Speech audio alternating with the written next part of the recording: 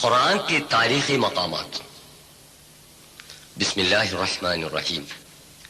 ہر زمانے میں انسان کو راہ حق پر لانے کے واسطے خدا تعالیٰ کی طرف سے اپنے پیامبروں کے ذریعے الہامی کتابیں نازل کر دی گئیں۔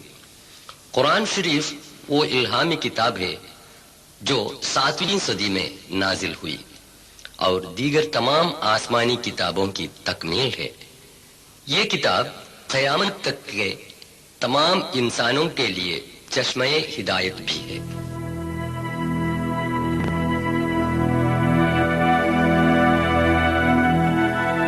سائنس اور ٹیکنالوجی نے انسان کو بہت آگے بڑھا دیا ہے، مگر قرآن شریف کے نزول ہوئے 1400 سال گزرنے کے باوجود اس کے کسی ایک تذکرے کو بھی آج تک کوئی غلط ثابت نہ کر سکا اور ایک حرف بھی بدل نہ سکا۔ اسی طرح اگر ہم دنیا کی سیر کریں تو پتہ چلے گا کہ قرآن میں جو باتیں بتائی گئی ہیں وہ 100% سچ اور صحیح ہیں۔ قرآن شریف کے تعلیم ہے کہ دنیا کی سیر کر کے تاریخ گزشتے سے عبرت حاصل کریں۔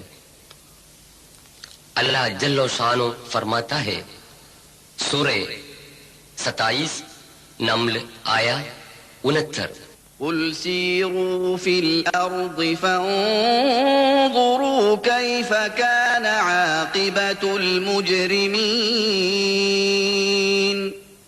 تو کہہ دے زمین میں جا کر سیر کرو، پھر دیکھو کہ گناہ گاروں کا انجام کیسے ہوا۔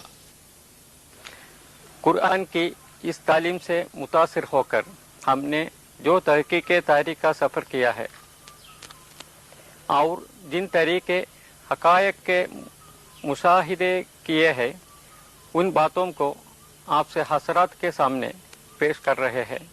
حضرت آدم علیہ السلام سے لے کر حضرت محمد صلی اللہ علیہ وسلم تک تاریخی واقعات زمانے کے ترتیب سے آپ سے سامنے پیش کر رہے ہیں۔ اس اہم کارنامے کو انجام دینے کے لیے ہم نے سعودی عرب، مصر، Jordan, Oman, UAE، Iran, Armenia, Georgia, Turkey, Lebanon, Kurdistan, Iraq, Yemen وغیرہ ممالک کے سفر کیے ہیں۔ وہاں کے ریگستان، برفیلی پہاڑ، سمندر، شہروں اور بستیوں کو طے کر کے ہم نے جو تصویر اتاری ہے اس ویڈیو فلم میں دکھا رہے ہیں۔ آدم علیہ السلام۔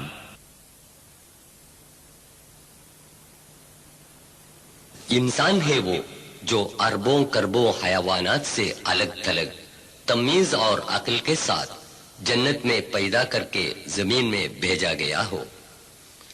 مکے سے چند کلومیٹر کے فاصلے پر عرفات کے جبل الرحمہ پر بنی نوع انسان کے باوائے آدم علیہ السلام اور ان کی بیوی حوا کی ملاقات ہوئی۔